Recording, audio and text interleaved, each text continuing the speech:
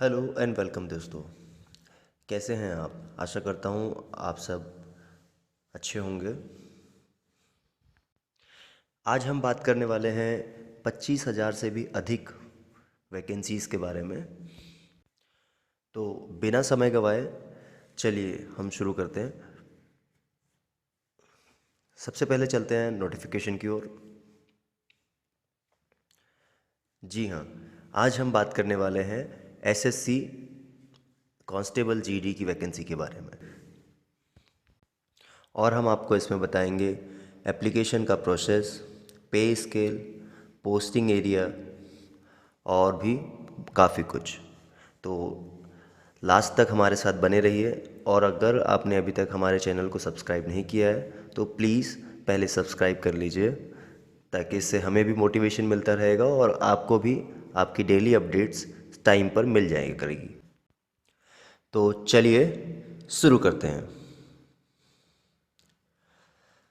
Constable GD ये एक central arm police force की वैकेंसी है। इसका जो एप्लीकेशन स्टार्टिंग डेट है वो 17/7/2021 है और जो लास्ट डेट है वो है 31/8/2021 तक है। ठीक है। उसके बाद अगर आप रिसिप्ट प्रिंट करना चाहते हैं तो 31/8/2021 तक ही कर सकते हैं। और लास्ट डेट और time for making online payment, मतलब अगर आपको ऑनलाइन पेमेंट करना है, अगर आपका फॉर्म पेंडिंग पड़ा है और ऑनलाइन पेमेंट करना है तो 2/9/2021 तक कर सकते हैं। ठीक है। अगर आपको ऑफलाइन चालान से पेमेंट करना है तो 4/9/2021 तक कर सकते हैं। और ये सारी की सारी डिटेल्स आपको नोटिफिकेशन में दी हुई है। चलिए आगे हम इसका रिव्यू करते हैं। जैसा कि आप जानते हैं कि एसएससी जो है वो मिनिस्ट्री ऑफ ह्यूमन अफेयर्स के अंतर्गत आता है और एसएससी जो एग्ज़ाम्स कंडक्ट कराता है वो भी मिनिस्ट्री ऑफ होम अफेयर्स के अंतर्गत ही आता है। तो हम बात करने वाले हैं कांस्टेबल जीडी एग्ज़ाम की। तो इसमें हम आपको बता दें कि ये जो एग्ज़ाम होगा वो आपका सीबीटी टेस्ट के द्वारा होगा, मतलब कंप्यूटर बेस्ड टेस्ट होगा।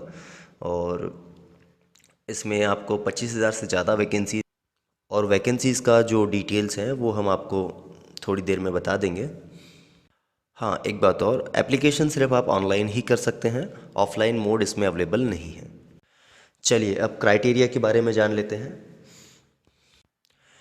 एसएससी कांस्टेबल जीडी का कंप्यूटर बेस्ड एग्जामिनेशन होगा जो कि सिर्फ 2 लैंग्वेज में होगा, इंग्लिश और हिंदी में। एग्ज़ाम क्वालिफाई करने के बाद आपका जो होगा वो पीईटी होगा, पीएसटी होगा, डीएमई होगा और आरएमई होगा, मतलब कि फ़िज़िकल एफिशिएंसी टेस्ट होगा। फिर उसके बाद फ़िज़िकल स्टैंडर्ड टेस्ट होगा एंड देन फिर कुछ मेडिकल एग्ज़ाम्स होंगी, एग्ज़ामिनेशंस होंगी, जैसे detail medical examination and review medical examination होगा। आपका जो डॉक्यूमेंट वेरिफिकेशन प्रोसेस होगा वो डिटेल मेडिकल एग्ज़ामिनेशन के टाइम पर ही होगा और ये सीएपीएफ के द्वारा कंडक्ट कराया जाएगा, मतलब कि सेंट्रल आर्म पुलिस फोर्स के द्वारा ही कंडक्ट कराया जाएगा। हाँ, इसकी जो पोस्टिंग होगी वो आपको बॉर्डर गार्डिंग डिस्ट्रिक्ट में होगी या फिर मिलिट्री में या फिर नक्सल इफेक्टेड डिस्ट्रिक्ट में आपको इसकी पोस्टिंग मिल जाएगी। और इसके बारे में जो आपका डिटेल होगा वो एनेक्शर 10 एंड एनेक्शर 11 में आपको मिल जाएगा नोटिफिकेशन के। हाँ, अब बात कर लेते हैं पे स्केल की। तो इसका जो पे स्केल होगा वो लेवल 3 का होगा, 21,700 से लेके 69,100 रुपये तक। इसकी डिटेल वैकेंसी आप यहाँ पर देख सकते हैं कि BSF, CIF, CRPF, SSB, IT, BP, AR, NIA, SSF में कितनी कितनी वैकेंसी, कौन कौन सी, सभी वैकेंसी आप यहाँ देख सकते हैं। वीडियो को पॉज करके भी आप यहाँ देख सकते हैं, या फिर अगर आपको फाइल चाहिए तो आप हमारे डिस्क्रिप्शन बॉक्स में जाइए और वहाँ से भी आप इसे डाउनलोड कर सकते हैं।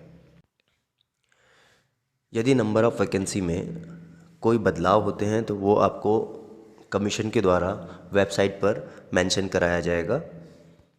कि जो कांस्टेबल जीडी की वैकेंसी है वो एसएसएफ की vacancy all over India basis पर फिल की जाएगी और बाकी जो सीएपीएफ की वैकेंसीज़ हैं वो स्टेट के अकॉर्डिंग फिल की जाएगी।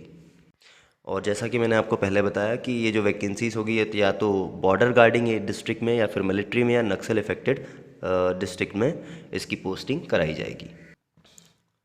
एग्ज़ाम के नोटिफिकेशन, कंप्यूटर बेस्ड टेस्ट और मेरिट लिस्ट का बनाना और फोर्स अलोकेशन करना, इससे related court cases, RTI, public शिकायतें, इन समस्याओं को एसएससी द्वारा हैंडल किया जाएगा। और बाकी अदर समस्याएं जैसे scheme of examination, vacancy conduct और पीईटी, पीएसटी, डीएमई या आरएमई, जो भी फिज़िकल और मेडिकल एग्जामिनेशन है और या डॉक्यूमेंट वेरिफिकेशन है, उसके लिए कौन जिम्मेदार होगा? सीएपीएफ या फिर ministry of home affairs. Admit card आपको किसी भी पोस्ट के द्वारा नहीं आएगा, इसे आपको वेबसाइट पर जाकर ही ऑनलाइन मोड पर ही डाउनलोड करना है। कैंडिडेट को भारत का निवासी होना बहुत ज़रूरी है, इसके बिना आप फॉर्म फिल नहीं कर सकते हैं। और यदि कोई वैकेंसी स्टेट और यूटीज़ के लिए है तो वो उसके लिए आपको डोमेसियल या फिर पीआरसी सर्टिफिकेट उस स्टेट या यूटी का होना बहुत ज़रूरी है। यदि आपके पास नहीं है तो प्लीज़ आप बनवा लीजिए। नोटिफिकेशन के नीचे आपको इसका फॉर्मेट मिल जाएगा। आपकी जो एज लिमिट होनी चाहिए वो 18 से 23 साल के बीच में होनी चाहिए, मतलब कि 1/8/2021 तक की डेट पर आपका 18 से 23 वर्ष के बीच में कंप्लीट हो जाना चाहिए। डेट को अपना डेट ऑफ बर्थ अपने मैट्रिकुलेशन सर्टिफिकेट के हिसाब से ही प्रोवाइड करना है। और इसकी जो एंट्री है आपका एप्लीकेशन फॉर्म में वो आपकी बोर्ड मार्कशीट के हिसाब से ही करनी है, मतलब कि 10th या मैट्रिकुलेशन हो या फिर स्टैंडर्ड एग्जामिनेशन सर्टिफिकेट हो, उसके अकॉर्डिंग ही आपको आपके डेट ऑफ बर्थ की एंट्री आपके एप्लीकेशन फॉर्म में करनी है।